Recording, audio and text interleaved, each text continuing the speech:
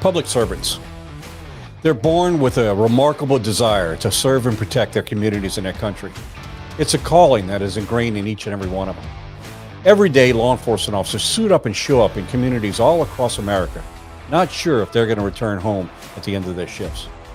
We recognize that law enforcement officers make sacrifices every single day to better serve their communities.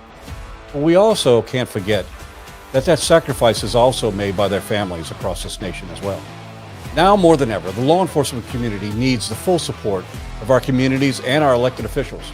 Today, we're joined by Representative Abigail Spanberger from the 7th Congressional District in Virginia to discuss her tireless work on Capitol Hill in support of the men and women in law enforcement. I'm Patrick Yost, National President of Fraternal Order Police, and this is the Blue View. Representative Spanberger, thank you for joining us today. I also want to thank you for being such a staunch supporter of law enforcement. A law enforcement officer yourself, you have a unique perspective that you bring to Congress, and very grateful of that. Could you share with our listeners a little bit about your path through life that brought you through law enforcement and then into Congress? I'd love to. Well, thank you so much for having me on. I once upon a time was an FOP member back when I was a federal agent, but I grew up in a law enforcement house. My father was career law enforcement, began his career in local law enforcement in New Jersey before pursuing a career in federal law enforcement with the U.S. Postal Inspection Service. And my mother was a nurse. And so in our house, kind of growing up, it was, how are you going to serve your community? Or your country.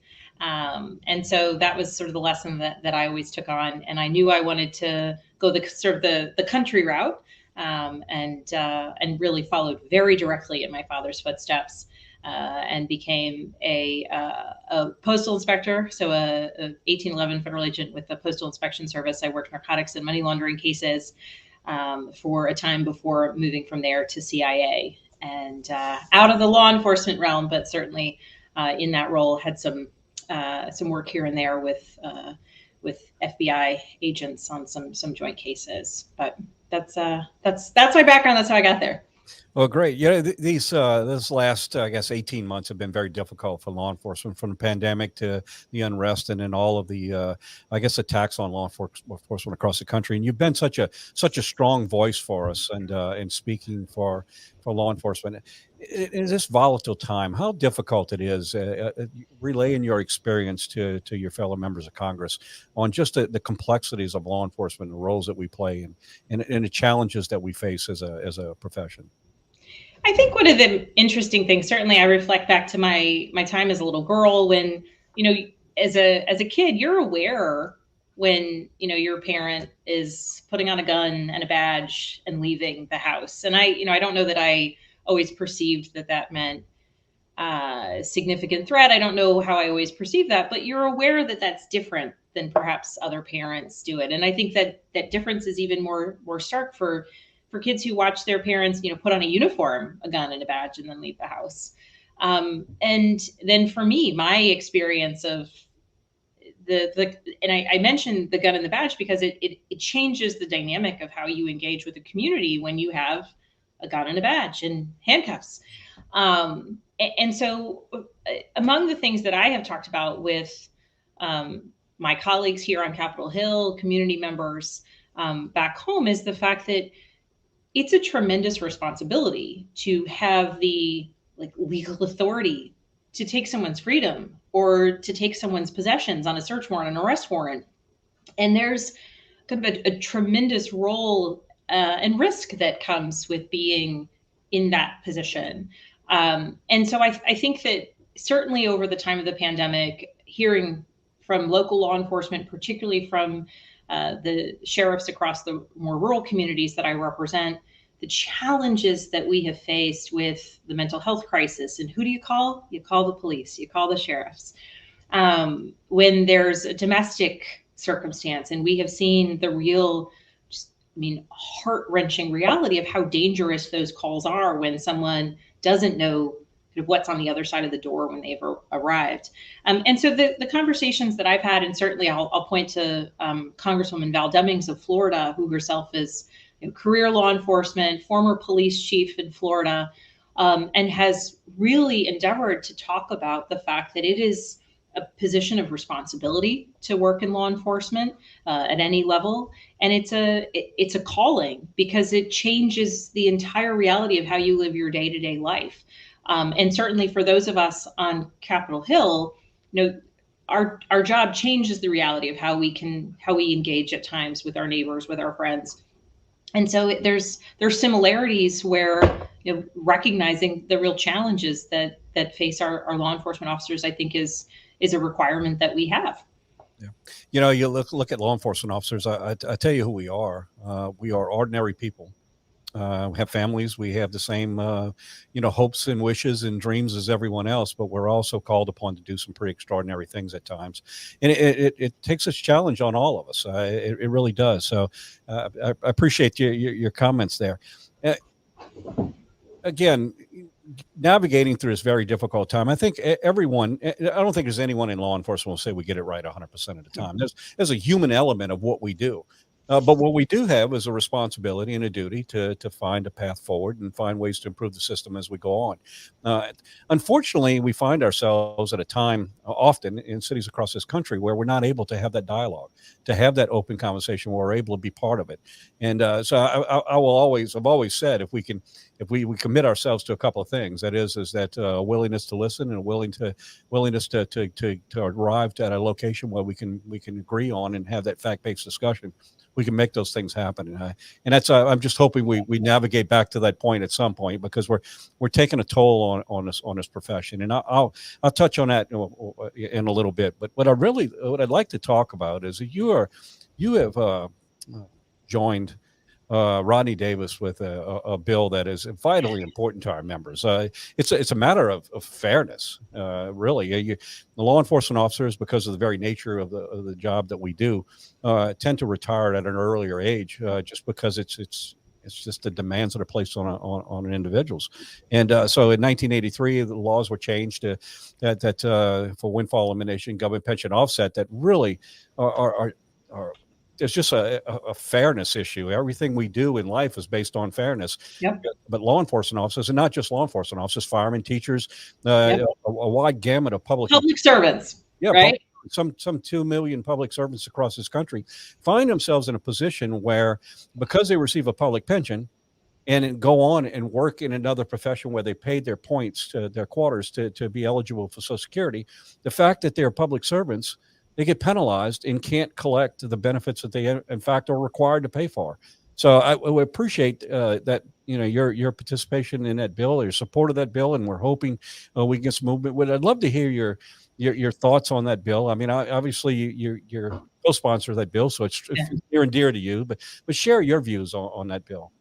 So this bill, and sort of aptly called Social Security Fairness, it gets it exactly, and if you'll just allow me to go into it a little bit more. So right now, there are two provisions that really unfairly reduce Social Security benefits of retired public servants, to include police officers, firefighters, federal employees, public school teachers, etc. And the one provision is called the windfall elimination provision. It reduces a public servant's retirement benefit, in some cases up to $498 per month, right? And so that's a lot of money for a career public servant who's retired. And it's money that, if they had been in another profession, would have absolutely been money that they had earned and money that's owed to them. There's another element called the government pension offset, and that reduces spouses and survivors' Social Security benefits by up to 2/3 of their monthly pension. So from a federal, state, or local government. So in the scenario where we have a widow or a widower of a career public servant, now they are seeing the money that their spouse had earned reduced significantly by up to 2/3 upon their spouse's death.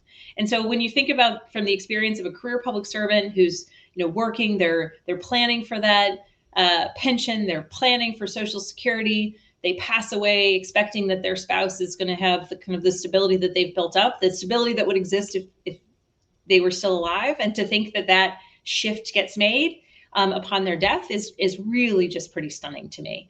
And as an example, in 2020, these two provisions reduced benefits for more than 2 million retired public sector employees or their spouses. And that's about 4% of all Social Security beneficiaries. And in Virginia, where I represent the 7th District, that's about 50,000 Virginians. And so what we do with this legislation is pretty straightforward. Say this is an issue of fairness. We want to make sure that these unfair provisions are taken out, are removed, and people will get what they worked for and what was promised to them. So the exciting thing about this piece of legislation, Rodney Davis, a Republican from Illinois, I'm a Democrat from Virginia. We are leading this bill. We have been working hard, and a major thanks to our teams and also to advocates across the country who've been telling their members of Congress about this piece of legislation. We now have 260 co-sponsors, which is a tremendous amount of co-sponsors. There's only actually 17 other bills in Congress right now, and of thousands of bills that have been introduced that have more co-sponsors. So I'll speak for myself, but I'm a pretty competitive person, so we're going to keep trying to get more. But we just led a letter to House leadership saying that we want to bring this bill for a vote. We have the votes. We know when it comes. Not only do we have the co-sponsors, but we know we'll have the votes when it comes to the floor. And repealing these outdated provisions, they penalize law enforcement officers, they penalize career teachers, they penalize public servants, firefighters. It will provide immediate relief. It's really important, and it's an issue of basic fairness. So anybody who might be listening, certainly make sure that your member of Congress or your senator is aware of this effort, because that's how we continue to kind of get the excitement going on this issue. Yeah, I mean, I couldn't agree more.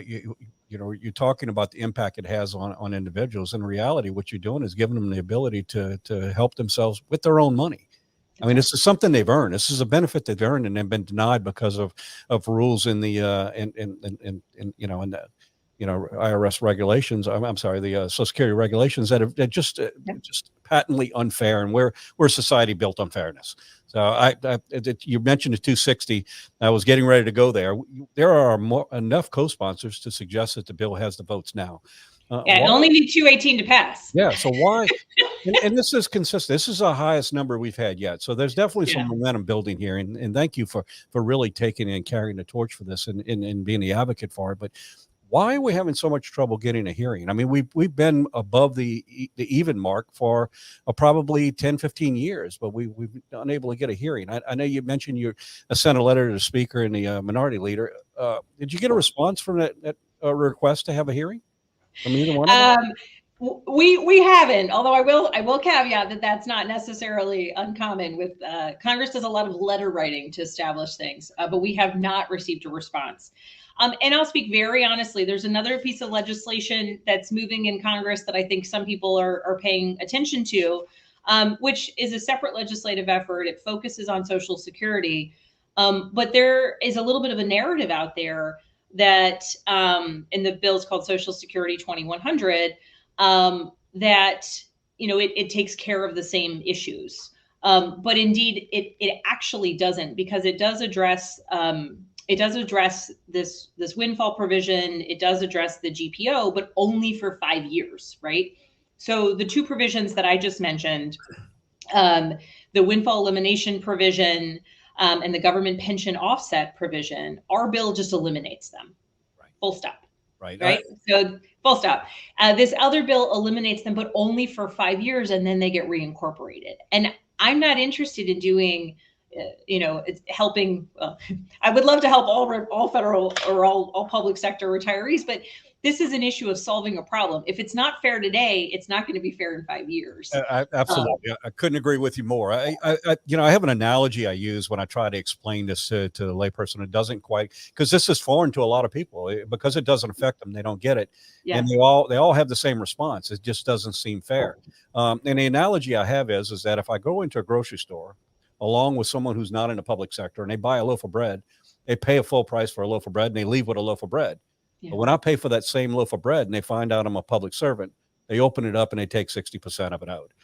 So where's the fairness of that? Just because I'm a public servant, I paid for the same bread, but I'm not getting what I paid for. So, well, and here's another analogy that I would liken it to. Let's say you work in the private sector, you work for a company, you got your 401k. Nobody at some point down the road is saying, well, you have that 401k, therefore, we're going to take these provisions, these exceptions, these changes to what happens with Social Security. Well, certainly there's been shifts in how people plan for retirement, but in a lot of public sector, public service jobs, pensions were the way of delivering that 401k, delivering that retirement. And so people would find that extraordinary that because I saved for my retirement, you're going to kind of make these exceptions and these provisions and, accuse me of having a windfall. And so it is kind of analogous to that. And that is why I'm fully supportive of our legislation. That's why I've got 260 co-sponsors, because it's such a straightforward thing that once you're aware of it, it makes sense, right? And I appreciate your advocacy. So many organizations have been doing advocacy to make sure that people are aware of this, and that's why a primary reason this other piece of legislation, it doesn't solve the problem. But to your question of sort of where's our bill versus other bills, I think this other one's getting attention because, on its surface, it solves this problem, but only for 5 years. Right. And so that's why we continue to make sure that people know we've got 260 co-sponsors. And frankly, there's provisions within the House. If we get to 290 co-sponsors, right, 30 people away, we actually don't need a hearing. It gets priority towards the floor. So our team, Rodney's team, we're working hard to get those last 30 co-sponsors so that we can get prioritization to get a vote on the floor. So we're rocking and rolling on that. And certainly we appreciate any of your help and advocacy in trying to, again, it's a straightforward thing. It's wholly bipartisan. And when people learn about the bill, they get on it typically.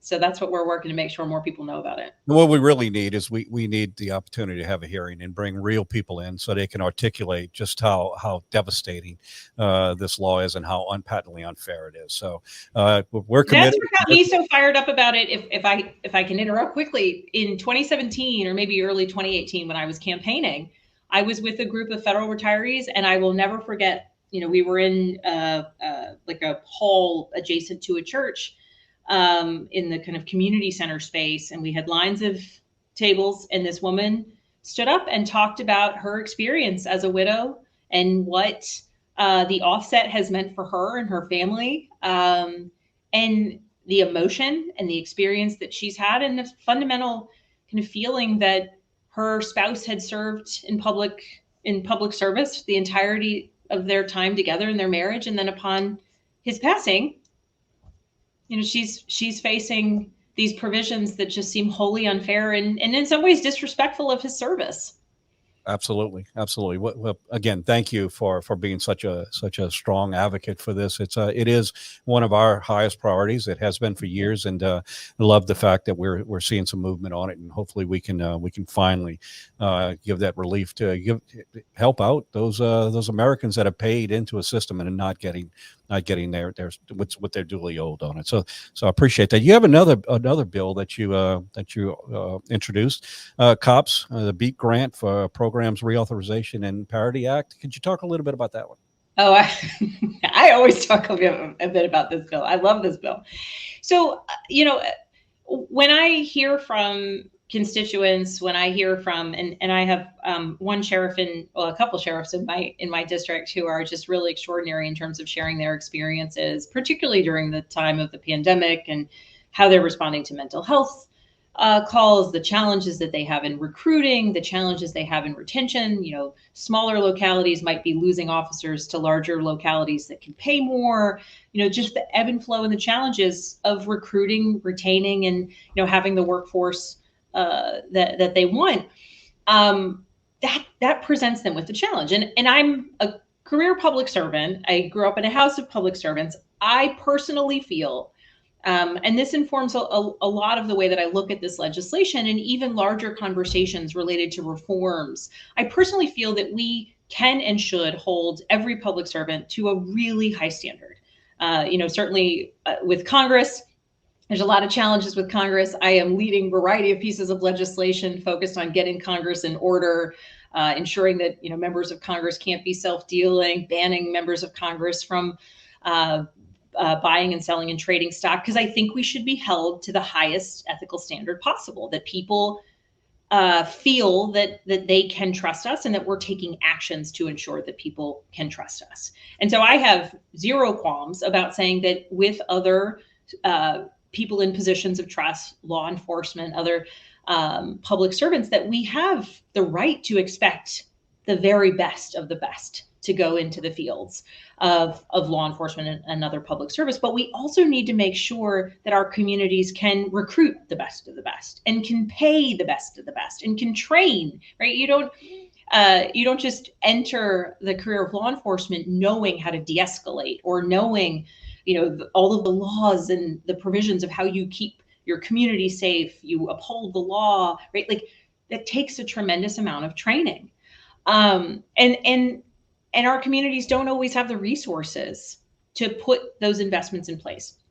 And so the COPS program is a federal grant program that localities across the country can apply to and can use these funds for investments in recruitment and training and vetting and the day-to-day experiences that will make their department the best in all that they want it to be.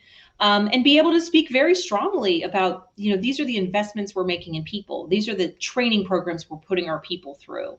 And so the exciting thing about this bill is the program already exists. It's been successful for quite some time, but a lot more localities want to benefit from it. It was created back in 1994. And so our bill would reauthorize it for the next 10 years and nearly triple the funding. It also changes some of the formulary to the cost share so that smaller localities, again, I represent a mix of suburban and rural communities, but that smaller localities can more easily pay their cost share, because right now the kind of upfront cost can be prohibited. The cost share portion can be prohibitively expensive for smaller localities. And President Biden was in my district a couple weeks ago. He came for a visit, talk about prescription drugs. He met with a number of my constituents who have really interesting and in some cases heart-wrenching stories related to prescription drugs. But I got him alone for a little bit because I rode with him from the airport to the venue. And I talked to him about this bill. And I talked to him specifically about this bill because he's actually the creator of the COPS program, this grant program that's existed since back in 94. So I said, I know you are the father of this program that has been so successful and so helpful to localities across the country, but we need to have more of it. We need to authorize it into the future. We need to fund it at a much higher level. And we need to make some adjustments to the cost share so that smaller localities, some of the places that really need the support the most, can benefit from it. Yep.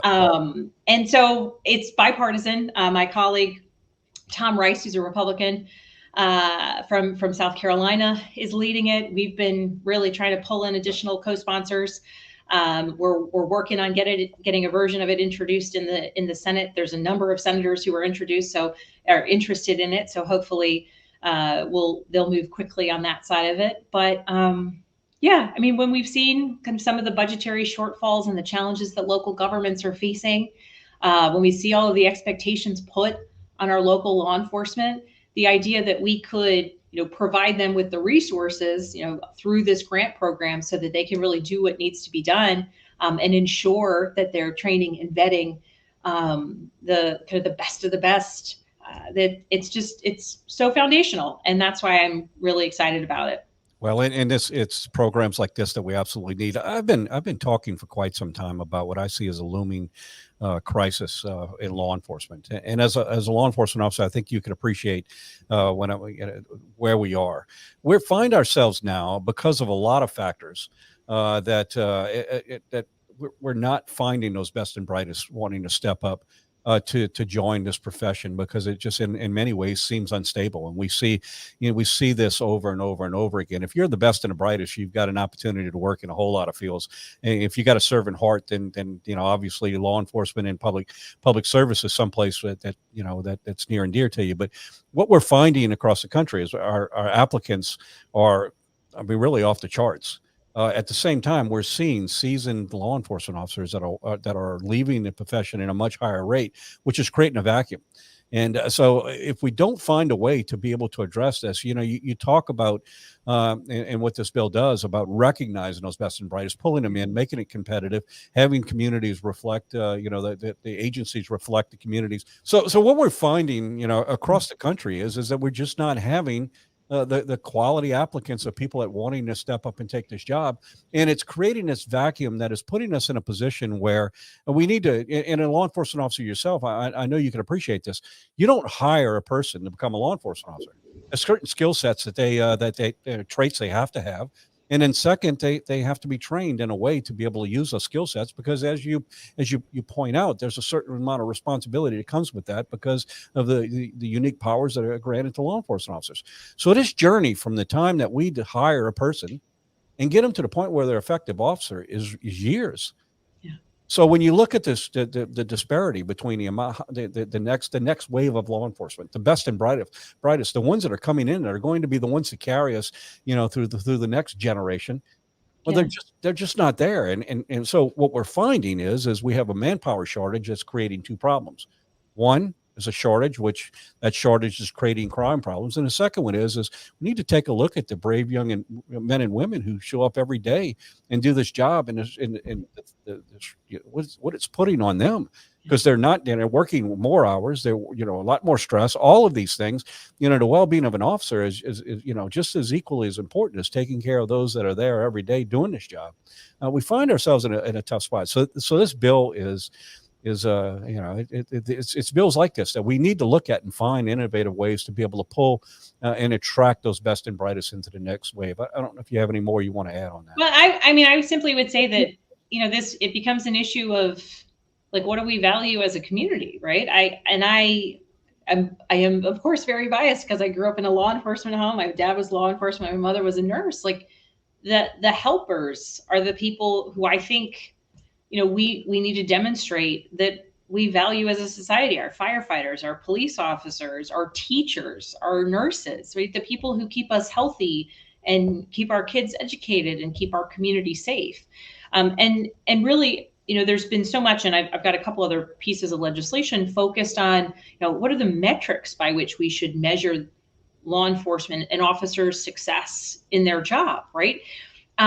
There's a lot of methodology. You can't just track arrests and, the number of people that people pull over, because you get into this place where, what are we incentivizing, right? And I think we should be able to have conversations about, how do we, as you said, that, communities where a law enforcement officer works, or the communities that, that they're reflective of that community. But you look at some of the cost of living in some of the cities across the United States, and people can't afford to live in the communities that they are serving because the cost of living is so high. And so then what does that mean when if we're trying to focus on community policing and you don't live in a particular community, either because it might be too expensive and you're priced out, or because the department isn't necessarily, able to hire from the community based on, a whole host of other challenges. So, ensuring that there's more flexibility, that there's more federal support, because there will be ebbs and flows, right? And also, the bigger and kind of the stronger structurally a department gets, maybe a little bit less they'll need to depend on these federal grant programs, but they need to be there to support our communities, particularly at a time when we are saying, there's a lot of challenges facing law enforcement. We have seen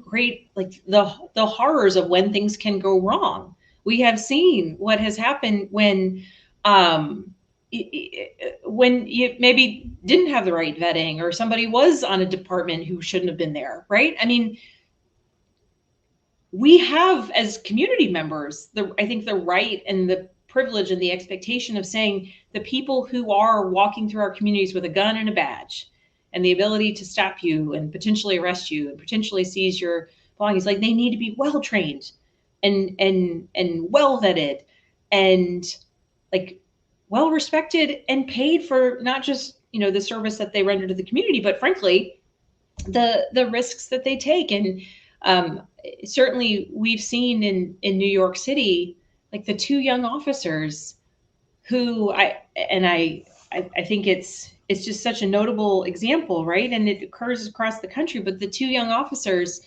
who were responding to a domestic violence call, right? And I was a federal agent. I worked narcotics. I worked money laundering, some child exploitation, and I don't even begin to know what it's like when you just get a call that there's a domestic dispute.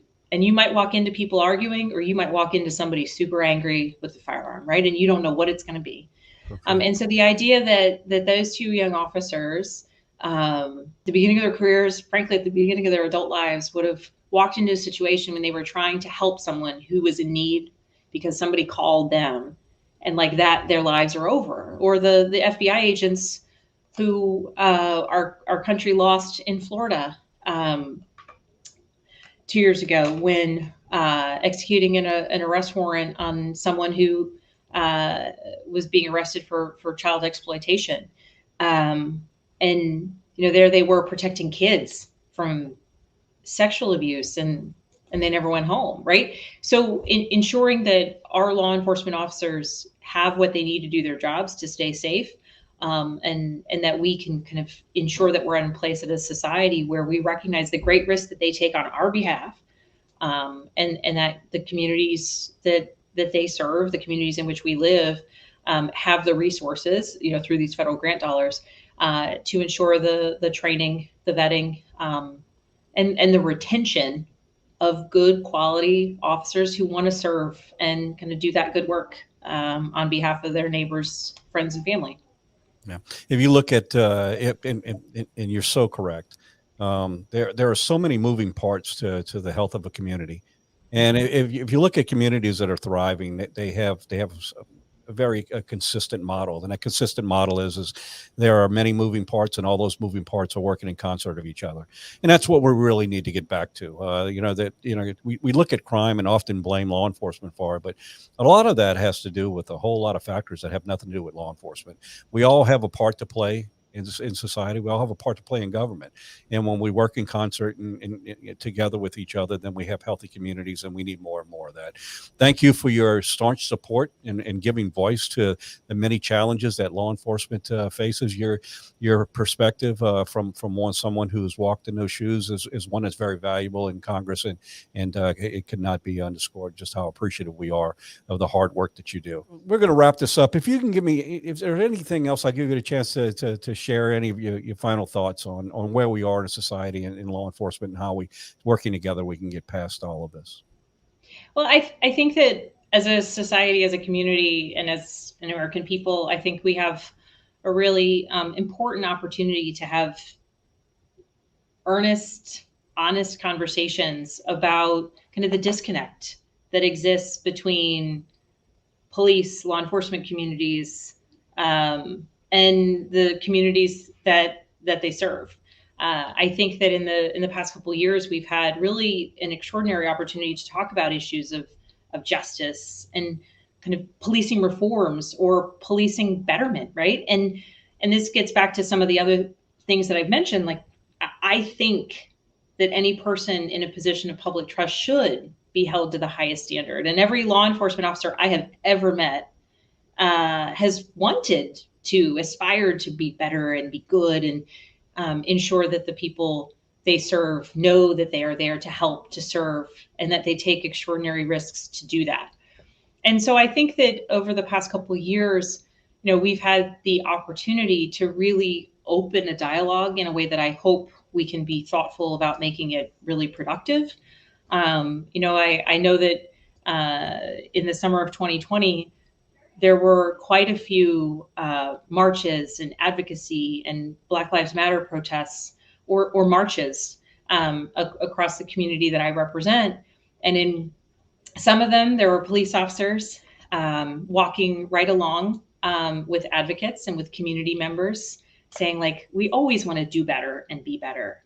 In one particular community, there were sheriff's deputies handing water to people who were marching, and who spoke as part of the event to say, we are part of this community, we serve this community, and we're always looking to do right by people. And so I think that in many communities, particularly like the ones in Central Virginia that I represent, there's been a tremendous opportunity for people to communicate with how do we set the highest standard possible for the people who are serving our community and keeping us safe.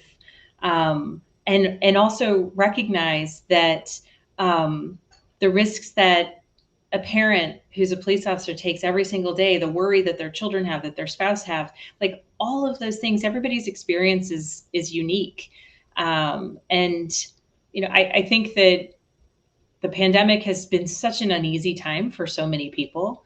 And as we are getting out and about in more social, more normal ways, I do hope that we'll be able to have more opportunities to come together, that the law enforcement officers who are working in a community and doing work that is unseen, right, to keep people safe, to make sure that the festivals that hopefully we'll be having, we have a lot of food festivals and music festivals in my district, and that doesn't happen in a vacuum. It happens because there's law enforcement officers making sure that the traffic's stopped and people are safe, and making sure that there's no threats to these big, wonderful events, right? Like all of these things in a community. And there's just such a place for us to recognize and celebrate that people serve different roles, and certainly those who choose to take on the role of protector, law enforcement, community public servant, that is a tough role that really can put strains on a family, put strains on a person.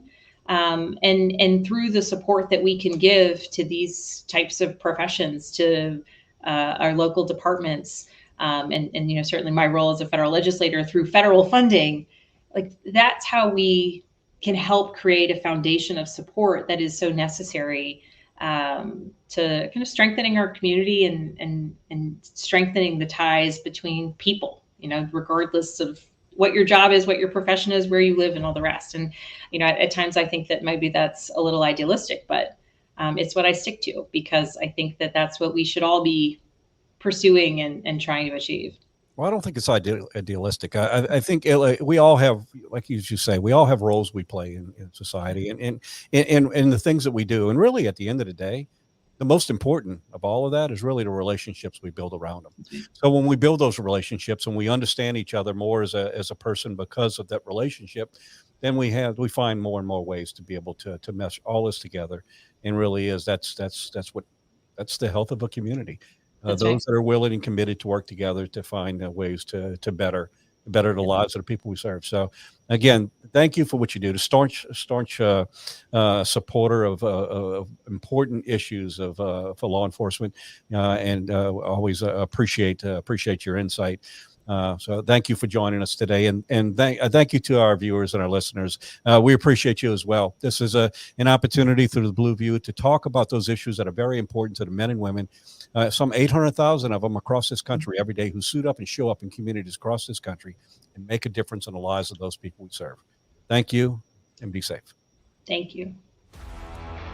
Thanks for tuning into this week's episode of The Blue View, hosted by Patrick Yost, National President of the Fraternal Order of Police.